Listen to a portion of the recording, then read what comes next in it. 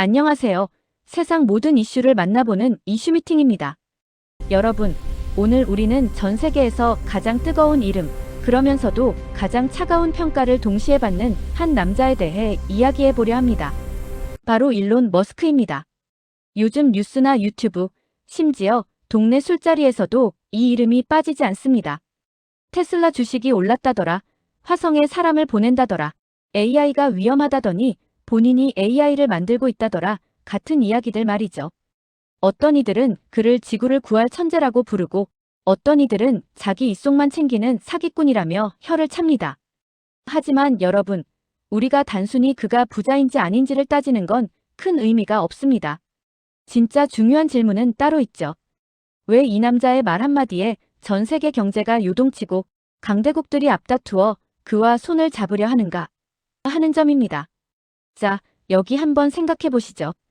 여러분이 평생 일궈온 자산, 그리고 앞으로 맞이할 노후, 우리 자녀들이 살아갈 대한민국의 미래가 만약 이 한 사람의 머릿속에 들어있는 계획에 의해 송두리째 바뀐다면 어떨까요? 이것은 결코 과장이 아닙니다. 그가 만드는 전기차는 단순한 자동차가 아니라 우리 에너지 산업의 근간을 바꾸고 있고, 그가 쏘아올린 수만 개의 위성은 우리가 정보를 주고받는 방식을 재편하고 있습니다. 이 영상은 단순히 일론 머스크라는 한 개인의 성공 신화를 들려드리기 위한 것이 아닙니다. 그가 정말 인류를 위해 유토피아를 꿈꾸는 선구자인지 아니면 자신의 개인적인 야망과 돈을 위해 세상을 실험실로 쓰고 있는 것인지 그 서늘한 진실을 파헤쳐 보려 합니다. 기술은 이미 우리 문 앞까지 와 있습니다. 이 거대한 파도 위에서 우리는 어떻게 중심을 잡아야 할까요? 오늘 이 긴 시간을 저와 함께 하신다면 여러분은 막연한 불안감을 떨쳐내고 미래를 바라보는 확실한 눈을 갖게 되실 겁니다. 자, 그럼 인류 역사상 가장 논란이 많은 이 인물의 속마음으로 들어가 보겠습니다. 일론 머스크를 이해하려면 그의 통장 잔고가 아니라 그의 어린 시절을 봐야 합니다. 1971년 남아프리카 공화국 머스크는 그곳에서 태어났습니다. 사실 그는 우리가 흔히 생각하는 인싸와는 거리가 아주 멀었습니다. 학교에서는 지독한 왕따를 당했고 친구들에게 계단 밑으로 밀려 떨어져 병원에 실려갈 정도로 심각한 폭력에 노출되기도 했습니다. 집에서도 편안하지 않았습니다. 아버지와의 관계는 매우 복잡하고 힘들었죠. 이런 환경에서 어린 일론이 선택한 도피처는 바로 책이었습니다. 하루에 10시간씩 독서를 하며 현실 세계 대신 공상과학 소설과 지식의 세계에 빠져들었습니다. 이때 읽은 은하수를 여행하는 히치하이커를 위한 안내서 같은 책들이 훗날 그의 철학적 뼈대가 됩니다. 인류라는 문명을 어떻게 하면 지속시킬 수 있을까? 라는 거창한 질문이 어린 소년의 머릿속에서 시작된 것이죠. 그는 17살에 무작정 캐나다로 떠납니다. 주머니엔 단돈 몇백 달러뿐이었고 친척 집을 전전하며 아르바이트로 연명했습니다. 보일러실 청소 같은 험한 일을 하면서도 그는 결코 희망을 버리지 않았습니다. 왜냐고요? 그에겐 확신이 있었기 때문입니다. 미래는 인터넷, 재생에너지, 그리고 우주 개발에 달려있다는 확신 말입니다. 머스크의 성격을 한마디로 정의하자면 강박적인 워커홀릭이자 위험 감수자입니다. 그는 첫 사업인 집투와 지금의 페이팔 전신인 엑스닷컴을 창업해 수천억 원의 자산을 손에 쥡니다. 보통 사람이라면 여기서 멈췄겠죠? 따뜻한 해변에서 여생을 즐겼을 겁니다. 하지만 머스크는 달랐습니다. 그는 이 돈을 모두 테슬라와 스페이스X라는 당시로서는 망할 것이 뻔해 보이는 사업에 전부 쏟아붓습니다. 이것이 그의 리더십 스타일을 보여주는 결정적인 대목입니다. 그는 직원을 몰아세우기로 유명하지만 자기 자신은 더 가혹하게 몰아세웁니다. 테슬라가 파산 직전일 때 그는 공장 바닥에서 잠을 자며 생산 라인을 지켰습니다. 내가 죽거나 아니면 성공하거나라는 식의 극단적인 태도죠. 실패 경험도 어마어마합니다. 스페이스X의 로켓은 3번이나 연속으로 공중에서 폭발했습니다. 전 재산은 바닥났고 언론은 그를 비웃었습니다. 하지만 그는 4번째 로켓이 발사될 때 마지막 남은 돈을 다 걸었습니다. 그리고 성공했습니다. 이런 삶의 궤적을 보면 그가 단순히 돈을 쫓는 사람이라고 보기는 어렵습니다. 돈이 목적이었다면 이미 30대 초반에 은퇴했어야 하니까요. 그렇다면 그는 무엇을 쫓는 걸까요? 그는 자신을 인류라는 거대한 기계의 엔지니어로 생각하는 것 같습니다. 고장난 부분을 고치고 더 효율적으로 돌아가게 만드는 것에 희열을 느끼는 그런 사람 말입니다. 자, 그런데 여기서 우리는 한 가지 아주 인간적인 의문을 던져보게 됩니다. 수만 명의 직원을 거느리고 인류 전체를 구원하겠다는 이 거창한 사내의 집안 풍경은 어떨까요? 사실 머스크의 사생활은 그가 쏘아올린 로켓만큼이나 위태롭고 파격적입니다. 그는 3번의 결혼과 이혼을 반복했고 10명이 넘는 자녀를 두었습니다. 하지만 그 과정은 순탄치 않았죠. 특히 성전환을 선택한 자신의 자녀와 완전히 절연하며 내 아들은 죽었다라고 선언한 일화는 전 세계적으로 큰 충격을 주었습니다. 세상의 모든 문제를 기술로 해결할 수 있다고 믿는 천재가 정작 가장 가까운 가족의 마음은 얻지 못한 셈입니다. 여기서 우리는 머스크의 지독한 모순을 발견합니다. 그는 인류라는 거대한 종을 사랑한다고 말하지만 눈앞에 있는 개개인의 아픔이나 감정에는 지독하리만큼 무관심합니다. 직원들을 몰아세우고 가족과 갈등을 빚으면서도 오직 화성과 미래라는 대의명분에만 집착하죠. 어쩌면 그가 꿈꾸는 유토피아는 따뜻한 인간미가 흐르는 곳이 아니라 모든 것이 수학적으로 완벽하게 통제되는 차가운 공학자의 세계일지도 모릅니다. 이제 우리는 이 차가운 천재가 설계한 그 무서운 미래, 철학의 본질을 본격적으로 들여다보려 합니다. 자, 이제 이 괴물 같은 에너지를 가진 사내가 어떤 미래를 설계하고 있는지 본격적으로 들여다볼 차례입니다. 여러분, 일론 머스크를 단순히 전기차 파는 장사꾼이나 로켓 쏘는 모험가로만 본다면 우리는 그의 진면목을 절반도 보지 못한 것입니다. 그가 하는 모든 사업의 밑바닥에는 아주 거대하고 때로는 섬뜩하기까지 한 인류 멸종에 대한 공포와 문명 보존에 대한 집착이 깔려 있습니다. 그는 도대체 무엇을 그토록 두려워하는 걸까요? 그리고 그가 꿈꾸는 유토피아는 어떤 모습일까요? 머스크가 밤잠을 설치며 걱정하는 첫 번째 위협은 바로 인공지능 AI입니다. 아니, 본인도 AI 사업을 하면서 왜 위험하다고 하나요? 라고 물으실 수 있습니다.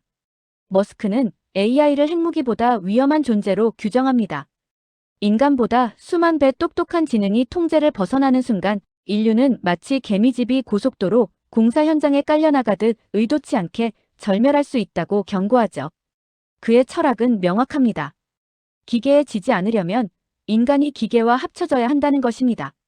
이것이 나중에 설명해드릴 뉴럴링크 사업의 본질입니다. 인간의 뇌에 칩을 심어 AI와 직접 소통함으로써 인간의 지적 능력을 업그레이드 하겠다는 것이죠. 여러분, 이게 단순히 영화 속 이야기가 아닙니다.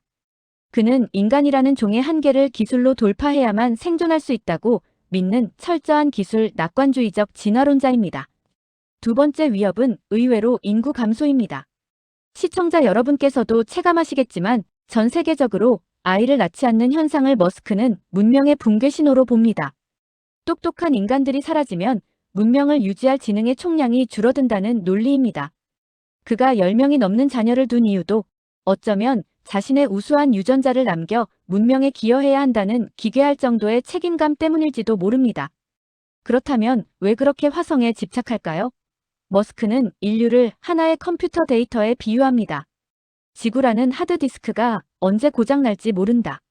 소행성 충돌이든 핵전쟁이든 전염병이든 인류라는 소중한 데이터를 보존하려면 화성이라는 외장 하드에 백업본을 만들어야 한다. 이것이 그가 말하는 다행성 종 전략입니다. 그에게 화성은 낭만적인 개척지가 아니라 인류라는 종의 멸종을 막기 위한 최소한의 안전장치입니다. 수조 원을 들여 로켓을 쏘는 행위는 결국 인류의 생존 보험료를 내는 셈이죠.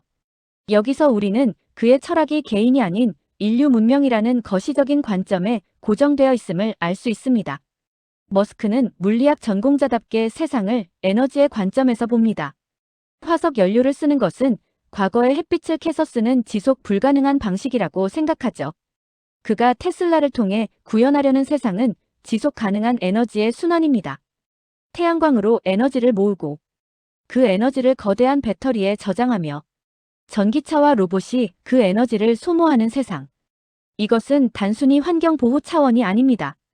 문명이 수만 년 동안 지속되기 위한 가장 효율적인 엔지니어링 모델을 지구에 정착시키려는 것입니다. 머스크가 그리는 미래는 모든 것이 연결된 세상입니다.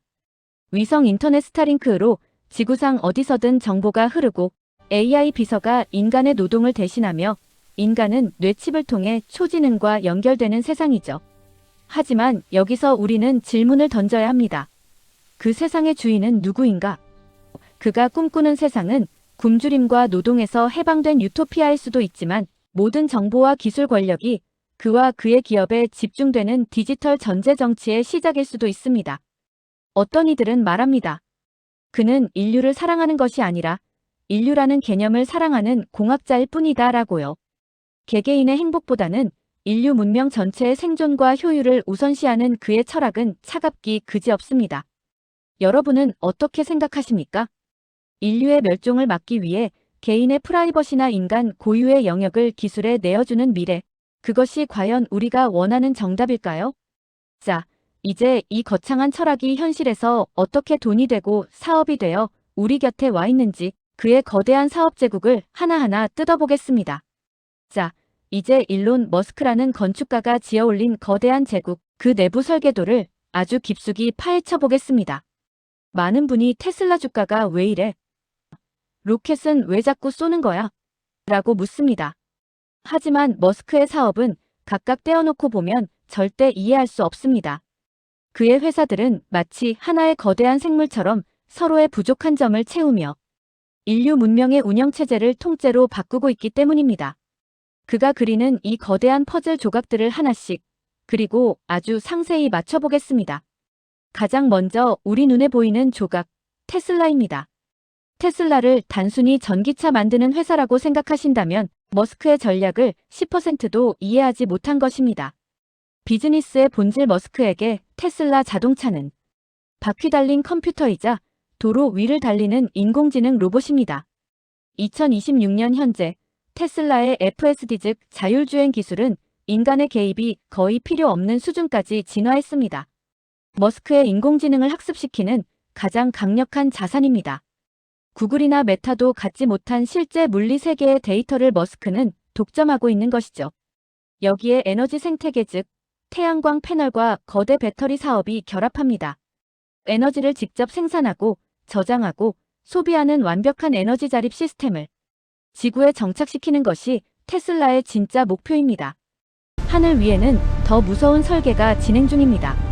로켓을 재활용하는 스페이스X와 위성 인터넷 스타링크입니다. 우주 인프라 스페이스X는 이제 단순한 로켓 회사가 아닙니다. 최근 머스크는 우주 공간에 거대한 우주 데이터 센터를 짓겠다는 계획을 추진 중입니다. 지상의 뜨거운 열기와 전력 부족 문제를 해결하기 위해 1년 내내 햇빛이 비치고 냉각이 쉬운 우주에 AI 서버를 두겠다는 발상이죠. 스타링크의 실체 지구 저궤도에 깔린 수만 개의 스타링크 위성은 이 우주 데이터 센터와 지상을 연결하는 초고속 신경망입니다. 전 세계 어디서든 테슬라, 자동차와 휴머노이드 로봇 옵티머스가 실시간으로 소통할 수 있는 근거가 바로 이 스타링크입니다. 즉, 머스크는 지구 전체를 감싸는 자신만의 전용 인터넷망을 소유한 셈입니다. 최근 머스크가 가장 공을 들이는 것이 바로 인공지능 회사 xAI입니다. 머스크가 비싼 돈을 들여 트위터를 산 진짜 이유는 그곳에 쌓인 인간의 집단 지성 때문입니다. 우리가 주고받는 수억 건의 대화 데이터는 인공지능 그룹을 학습시키는 가장 생생한 교과서가 됩니다. 수직 계열화, 최근 머스크는 스페이스X와 xAI의 합병을 검토하고 있습니다. 로켓 하드웨어, 위성망통신, 인공지능 소프트웨어를 하나로 묶어 누구도 범접할 수 없는 우주 AI 제국을 만들겠다는 야심입니다. 이제 시선은 공장과 우리 몸속으로 향합니다. 테슬라 공장에서 일하기 시작한 옵티머스 로봇은 이제 가정용인 휴머노이드 옵티머스로 진화하고 있습니다. 머스크는 로봇의 수가 인간보다 많아지는 시대가 오면 경제 성장은 무한대가 될 것이라고 호언장담합니다.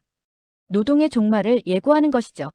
뇌에 칩을 심는 뉴럴링크는 인간이 AI에 뒤처지지 않게 하려는 최후의 수단입니다. 생각만으로 기계를 조종하고 정보를 뇌에 직접 다운로드하는 세상. 머스크는 인간이라는 종 자체를 기술과 결합해 업그레이드하려 합니다. 이제 더 깊숙한 곳으로 들어갑니다. 바로 인간의 뇌와 몸입니다. 뉴럴링크는 뇌에 아주 작은 칩을 심어 컴퓨터와 직접 소통하게 만드는 기술입니다. 아마 많은 분이 내 뇌에 기계를 넣는다고 너무 무섭다라고 생각하실 겁니다. 하지만 머스크가 이 사업을 통해 조준하고 있는 진짜 대상은 따로 있습니다. 바로 시니어 세대의 가장 큰 공포인 치매와 마비입니다. 그는 말합니다. 인간의 뇌도 결국 전기 신호로 움직이는 기계와 같다고요. 사고로 척추가 마비되어 걷지 못하는 분들이 생각만으로 로봇 다리를 움직여 다시 걷게 하고 기억력이 사라지는 치매 환자의 뇌 신호를 보정해 가족의 얼굴을 다시 기억하게 만드는 것. 이것이 뉴럴링크가 그리는 단기적인 목표입니다. 실제로 임상시험에서 전신마비 환자가 뇌에 칩을 심고 생각만으로 컴퓨터 게임을 하고 문자를 보내는데 성공했습니다. 시청자 여러분, 기계가 내 몸에 들어온다는 거부감과 사랑하는 사람을 기억하고 다시 걸을 수 있다는 희망 사이에서 우리는 어떤 선택을 해야 할까요? 머스크는 인류를 AI로부터 지키겠다고 말하지만 어쩌면 그는 우리가 가장 두려워하는 노화와 질병이라는 한계를 기술로 정복하려 하는지도 모릅니다. 그는 또 하나의 사업으로 땅 밑을 파고 있습니다. 보링 컴퍼니는 지독한 교통체증을 해결하기 위해 지하에 초고속 터널을 뚫습니다. 지상은 사람이 걷는 공원으로 돌려주고 모든 이동과 물류는 지하와 우주로 보내겠다는 공간의 재구성 전략입니다. 시청자 여러분, 이제 이 흩어진 조각들을 하나로 합쳐서 상상해 보십시오. 이것이 바로 머스크가 그리는 미래의 하루입니다. 태양광으로 생산된 전기가 테슬라 메가팩에 저장됩니다. 그 전기를 먹고 자란 xAI의 초지능이 스타링크 위성을 타고 지구 전체에 뿌려집니다. 집에서는 옵티머스 로봇이 이 지능을 받아 여러분의 집안일을 돕고 여러분은 뉴럴링크를 통해 그 로봇과 대화 없이도 소통합니다. 만약 지구의 자원이 고갈되면 스페이스X의 스타쉽을 타고 화성으로 떠납니다. 이건 단순히 돈을 벌기 위한 사업 확장이 아닙니다. 전기에너지, 우주통신, 노동로봇, 지능 xAI, 그리고 대체 거주지까지 인류가 생존하는 데 필요한 모든 요소를 머스크라는 한 사람의 기술 생태계 안에 가두는 거대한 문명 패키지를 만드는 과정입니다. 전문가들은 이를 자본주의의 로마 제국이 건설되고 있다고 표현합니다. 과거 로마가 길을 닫고 법을 세워 세상을 지배했듯 머스크는 기술이라는 길을 닫고 알고리즘이라는 법을 세워 미래를 지배하려 합니다. 자, 시청자 여러분. 이 거대한 제국은 우리에게 축복일까요? 아니면 보이지 않는 감옥일까요? 이 강력한 기술 제국이 각 나라의 힘겨루기와 부딪힐 때 어떤 일이 벌어지는지 이제 세계 질서의 변화를 분석해 볼 차례입니다. 여러분, 과거의 세계 질서는 총과 칼, 그리고 석유를 가진 국가들이 결정했습니다. 하지만 지금은 다릅니다. 이제는 기술을 가진 개인이 국가의 경계를 허물고 전 세계를 쥐락펴락하는 시대가 되었습니다. 그 중심에 바로 일론 머스크가 있습니다. 그는 단순히 물건을 파는 기업인이 아닙니다. 각국의 정치를 흔들고 산업의 지도를 다시 그리며 심지어 전쟁의 승패까지 결정짓는 움직이는 국가 그 자체입니다. 자, 이제 머스크가 흔들고 있는 세계 지도를 하나씩 펼쳐보겠습니다. 가장 먼저 우리가 주목해야 할 곳은 미국과 중국입니다. 이 두 거인의 싸움 한가운데 머스크가 서 있습니다. 미국 입장에서 머스크는 참으로 계륵 같은 존재입니다. 우주산업에서 나사조차 하지 못한 혁신을 일궈내며 미국의 자존심을 세워주었지만 한편으로는 정부의 통제를 거부하는 돌출 행동으로 백악관을 늘 긴장시키죠. 특히 그는 미국의 산업 구조를 전기차와 인공지능 중심으로 강제로 밀어붙이고 있습니다. 이는 미국의 전통적인 석유 에너지 기반 정치를 뿌리째 흔드는 일입니다. 그럼 중국은 어떨까요? 흥미로운 점은 미중 갈등이 최고조에 달한 지금도 머스크만은 중국 정부의 극진한 국빈 대접을 받는다는 사실입니다. 머스크에게 중국은 가장 큰 생산 기지이자 포기할 수 없는 시장이고 중국에게 머스크는 자국의 전기차 산업을 자극해줄 최고의 매기입니다.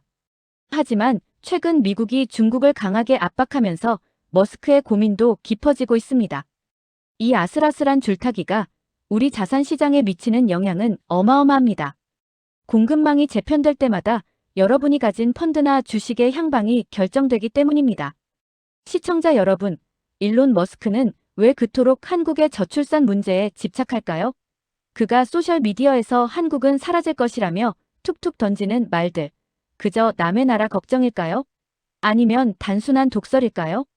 전문가들은 그 이면에 머스크의 아주 치밀한 시장 분석이 깔려 있다고 말합니다. 머스크에게 한국은 단순히 인구가 줄어드는 안타까운 나라가 아니라 인류 역사상 유례없는 거대한 기술 실험장입니다. 노동력의 공백, 머스크에게는 로봇의 기회. 머스크가 개발 중인 휴머노이드 로봇 옵티머스를 떠올려 보십시오. 이 로봇이 가장 절실한 곳이 어디일까요? 바로 일할 사람이 없어 공장이 멈추고 식당 서빙조차 힘겨워진 한국 같은 나라입니다. 머스크는 알고 있습니다. 대한민국은 세계에서 자동화 로봇 밀도가 가장 높은 나라 중 하나라는 사실을요. 그는 한국의 인구 절벽을 보며 공포를 느끼는 게 아니라 저 나라는 조만간 사람이 하던 모든 일을 내 로봇이 대신하겠구나라는 거대한 시장의 기회를 보고 있는 겁니다. 그에게 한국은 옵티머스 로봇이 수십만 대씩 팔려나갈 1호 타겟 국가인 셈입니다. 돌봄 서비스의 종말과 에이전트 AI. 또한 머스크는 한국의 고령화 속도에 주목합니다. 인구는 줄고 노인 인구만 남게 될 미래의 한국에서 돌봄 노동은 누가 감당하게 될까요? 머스크는 자신의 인공지능 그룹과 옵티머스 로봇이 그 역할을 대신하는 시나리오를 그리고 있습니다. 한국은 소멸할 것이라는 그의 말은 역설적으로 그러니 내 기술을 사지 않으면 당신들은 버틸 수 없을 것이라는 강력한 영업 멘트와도 같습니다. 한국이 처한 비극적인 인구 구조가 머스크에게는 자신의 기술이 선택이 아닌 필수가 되는 완벽한 환경으로 보이는 것이죠. 한국형 소멸은 머스크의 화성 이주 명분. 심지어 그는 한국의 사례를 전 세계에 보여주며 이렇게 선동합니다. 보라, 지구의 인구는 이렇게 줄어들고 있다. 인류라는 종의 멸종을 막으려면 우리는 화성으로 가야 한다. 그에게 대한민국은 자신의 화성 이주 계획과 우주 사업에 정당성을 부여하는 가장 자극적이고 확실한 현장 증거로 활용되고 있습니다. 시청자 여러분, 머스크의 독설에 기분 나빠할 수만은 없는 이유가 여기 있습니다. 그는 우리의 아픈 곳을 정확히 찌르며 그 빈자리를 자신의 기술로 채우려 합니다. 그렇다면 우리는 머스크의 말대로 앉아서 소멸하기를 기다려야 할까요? 아니면 그가 탐내는 우리의 기술력을 무기로 역전승을 준비해야 할까요? 머스크가 한국을 입으로는 걱정하면서도 왜 손으로는 우리 기업들을 놓지 못하는지 그 충격적인 실전 비즈니스 이야기가 이제 시작됩니다. 앞서 보셨듯이 머스크는 입으로는 한국의 소멸을 예언합니다. 하지만 여러분, 그의 돈은 정반대의 방향으로 움직이고 있습니다. 머스크가 꿈꾸는 제국, 그 거대한 기계를 돌릴 심장과 뇌를 오직 대한민국만이 만들 수 있기 때문입니다. 지금부터 머스크가 한국 기업들에 쏟아붓는 29조 원의 실체를 낱낱이 파헤쳐 보겠습니다. 삼성전자는 머스크의 AI 제국을 설계하는 유일한 대안입니다. 머스크의 수고는 엔비디아의 독주에서 벗어나는 것입니다. 자율주행과 로봇을 돌릴 AI 칩을 직접 만들겠다는 것이죠. 그런데 여기서 거대한 벽에 부딪힙니다. 설계는 직접 해도 이걸 실제로 찍어낼 곳이 전 세계에 딱 2곳뿐이기 때문입니다. 왜 TSMC가 아닌 삼성인가? 대만의 TSMC는 이미 애플과 엔비디아의 물량으로 꽉 차 있습니다. 머스크가 줄을 서도 한참을 기다려야 하죠.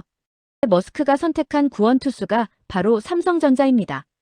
최근 맺어진 23조 원 규모의 차세대 AI 칩인 AI6 생산 계약은 머스크에게 생명줄과 같습니다. 삼성의 미세공정 기술이 없으면 테슬라의 자율주행은 고철덩어리에 불과해집니다. 머스크는 삼성의 텍사스 공장을 자신의 전용 생산 기지처럼 여기며 사실상 삼성의 기술력에 자신의 AI 운명을 통째로 저당 잡힌 셈입니다.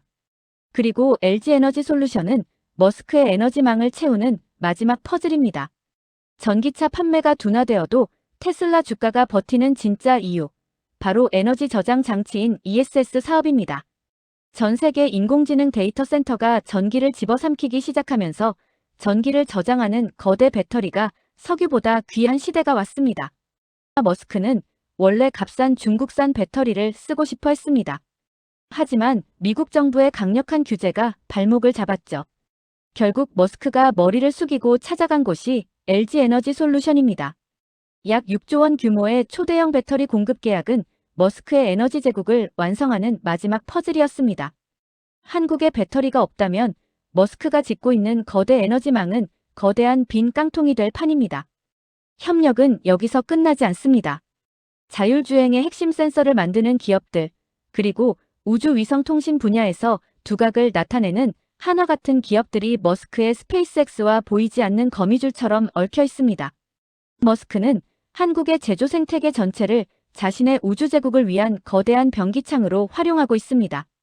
시청자 여러분, 이 29조 원이라는 숫자가 우리에게 주는 메시지는 명확합니다. 머스크는 한국의 인구가 줄어드는 것은 걱정할지 몰라도 한국 기업들의 공장이 멈추는 것은 공포스러워합니다. 그가 아무리 독서를 퍼부어도 결국 그의 화성 이주 꿈과 AI 제국의 완성은 메이드 인 코리아의 손끝에서 결정됩니다. 우리가 가진 삼성전자와 배터리 주식은 단순히 국내 주가 지수에 연동되는 종이가 아닙니다. 그것은 일론 머스크라는 거인이 미래를 향해 질주할 때 반드시 지불해야 하는 통행세와 같습니다. 머스크라는 거친 파도가 몰아칠 때 그 파도에 휩쓸릴 것인가 아니면 그 파도를 타고 우리의 자산을 불릴 것인가? 그 해답은 머스크의 입이 아니라 우리 기업들의 공장 안에서 이미 쓰여지고 있습니다. 유럽과 러시아, 그리고 중동의 상황은 조금 더 절박합니다. 가장 충격적인 사건은 우크라이나 전쟁이었습니다. 러시아가 통신망을 파괴했을 때 우크라이나 군을 다시 연결한 것은 국가가 아니라 머스크의 스타링크 위성이었습니다. 해상 드론으로 러시아 군함을 격침할 수 있었던 것도 스타링크의 실시간 데이터 전송 덕분이었죠. 한 개인이 전쟁의 승패를 가를 수도 있다는 이 사실에 전 세계 국가들은 전율했습니다. 이제 유럽은 머스크의 독주를 막기 위해 강력한 규제라는 방패를 들기 시작했고 중동의 부국들은 석유 이후의 시대를 대비해 머스크의 우주 산업에 천문학적인 자금을 쏟아붓고 있습니다.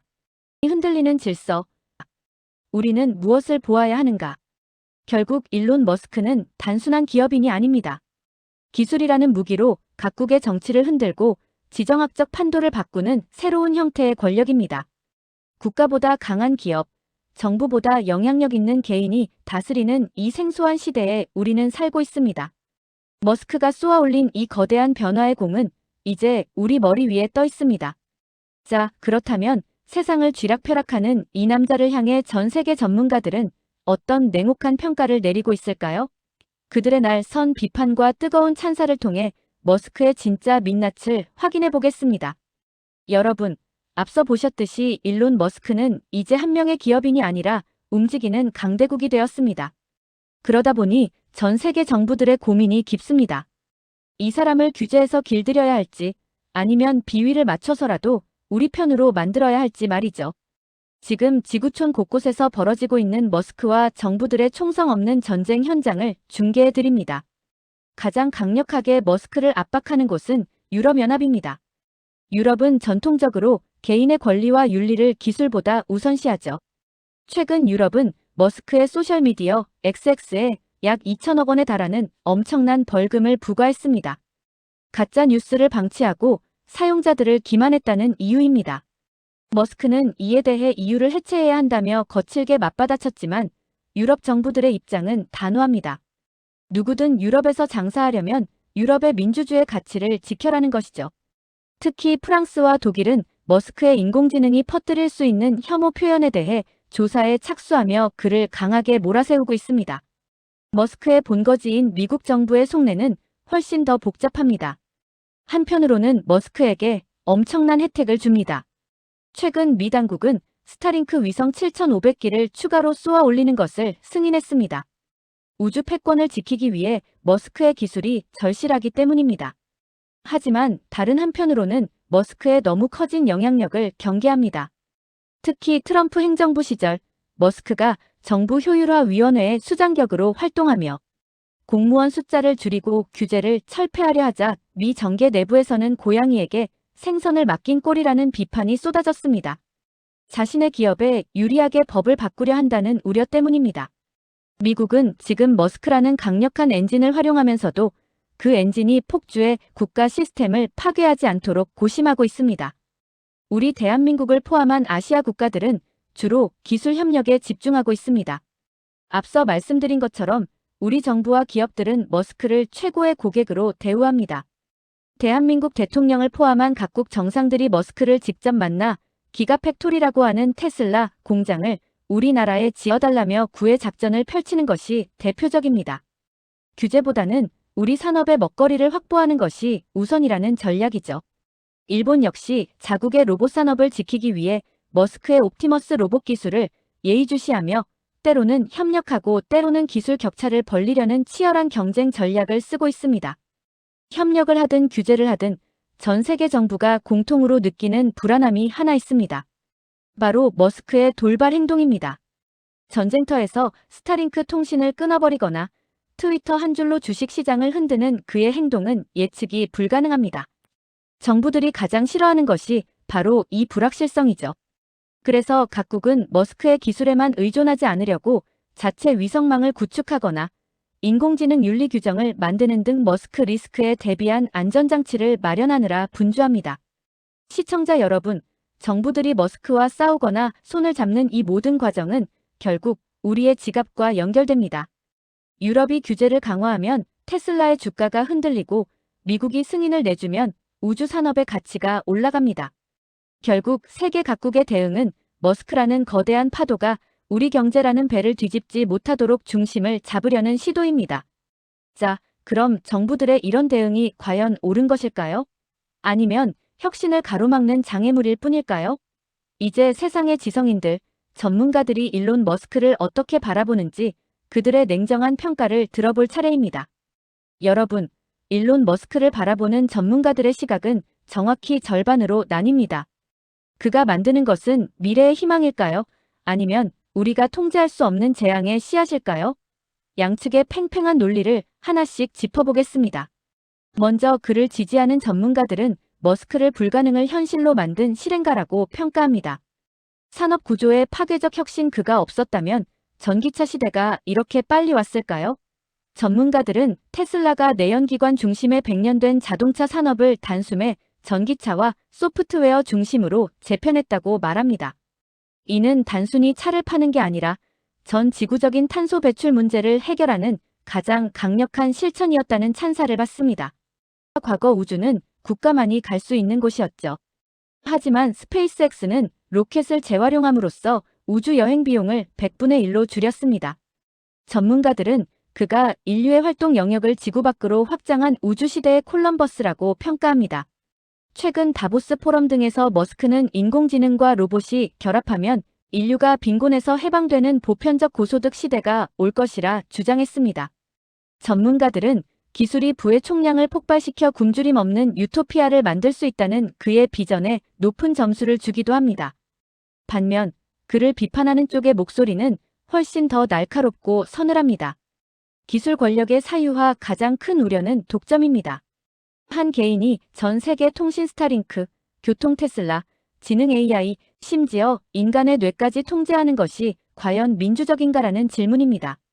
전문가들은 그가 국가의 통제를 벗어나 디지털 황제처럼 군림하며 세계 질서를 교란하고 있다고 지적합니다. 머스크는 로봇이 우리 대신 일할 것이라 낙관하지만 노동 전문가들은 당장 눈앞에 닥칠 대량 실업을 걱정합니다. 기술로 번 돈이 모두 머스크 같은 자본가에게만 쏠리고 일자리를 잃은 서민들은 기술의 노예로 전락할 수 있다는 서늘한 경고입니다. 그의 인공지능 그록이 부적절한 이미지를 생성하거나 가짜 뉴스를 퍼뜨리는 논란이 일 때마다 전문가들은 혀를 찹니다. 혁신이라는 명목하에 최소한의 윤리적 안전장치도 없이 세상을 실험실로 쓰고 있다는 비판이죠. 특히 인류를 구한다면서 정작 인류를 위협할 수 있는 초지능 AI를 가장 앞장서서 개발하는 그의 모순을 강하게 질타합니다. 시청자 여러분, 전문가들의 평가는 결국 우리가 어떤 미래를 선택할 것인가에 대한 질문과 같습니다.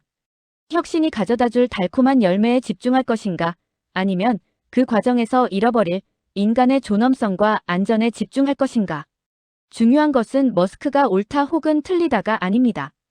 그의 행보가 우리 자녀들의 일자리를 어떻게 바꾸고 우리가 평생 모아온 자산 가치에 어떤 영향을 줄지를 냉정하게 판단하는 눈을 가져야 한다는 것입니다. 자, 이제 마지막 질문이 남았습니다. 이렇게 거대한 변화의 파도 앞에서 우리 개인과 국가 대한민국은 도대체 어떤 준비를 해야 할까요? 우리는 지금까지 일론 머스크라는 한 인물을 통해 기술이 세상을 어떻게 흔들고 있는지, 그리고 그 이면에 어떤 철학과 위험이 도사리고 있는지 살펴보았습니다. 이제 여러분들에게 마지막 질문을 여러분께 던지려 합니다. 이 거대한 변화의 파도 앞에서 우리 개인과 대한민국은 도대체 어떤 준비를 해야 할까요? 결론을 내리기보다는 우리가 함께 고민해야 할 선택지들을 정리해 드리겠습니다. 첫 번째로는 막연한 공포를 넘어 통찰의 눈을 가져야 한다는 것입니다. 가장 위험한 것은 이 나이에 기술이 나와 무슨 상관이야라며 문을 닫아버리는 것입니다. 머스크가 만드는 세상은 여러분의 노후 자산가치, 의료 시스템, 그리고 자녀들의 일자리와 직결된 아주 실질적인 경제 문제입니다. 여러분이 평생 일궈온 자산이 혹시 지는 해와 같은 과거 산업에만 머물러 있지는 않나요? 기술에 매몰될 필요는 없지만 적어도 변화의 방향은 놓치지 말아야 합니다. 변화를 두려워하는 이에게 기술은 위기이지만 이해하려 노력하는 이에게 기술은 새로운 기회의 도구가 됩니다. 두 번째로는 위기를 기회로 바꾸는 전략이 필요합니다. 대한민국은 머스크에게 최고의 파트너인 동시에 인구 소멸이라는 뼈아픈 경고를 받는 대상입니다. 우리 정부는 머스크의 설계도 안에서 단순히 부품을 납품하는 하청업체에 그칠 것인지 아니면 그의 기술을 지렛대 삼아 우리만의 독창적인 미래 산업을 주도할 것인지 결정해야 합니다. 인구 절벽의 위기를 머스크의 로봇과 인공지능 기술로 돌파할 수 있는 기술 강국의 대전환을 고민해야 할 시점입니다. 세 번째로는 실리 동맹과 기술 자립 사이의 균형을 유지하는 것입니다. 우리 기업들은 머스크라는 거대 생태계와 긴밀히 협력하되 한 개인의 돌발 행동이나 변덕에 국가 경제가 휘청이지 않도록 독립적인 기술력을 확보해야 합니다. 에너지, 통신, 지능의 자립을 위한 준비가 되어 있을 때만 우리는 머스크라는 거인과 대등한 파트너십을 유지할 수 있습니다. 일론 머스크가 정말 인류를 구원할 유토피아를 만들지 아니면 자신의 왕국을 건설할지는 아무도 모릅니다. 하지만 분명한 사실은 하나 있습니다. 기술 변화는 우리에게 위기와 기회를 동시에 가져다 준다는 점입니다. 우리가 맞이할 미래는 어딘가에 정해진 정답이 아닙니다. 오늘 우리가 어떤 정보에 귀를 기울이고 어떤 변화를 선택하느냐에 따라 달라지는 선택의 결과일 뿐입니다. 여러분의 미래가 막연한 불안이 아닌 새로운 통찰과 희망으로 가득 차길 응원합니다. 이 긴 여정이 여러분의 내일을 설계하는데 작은 길잡이가 되었기를 바랍니다.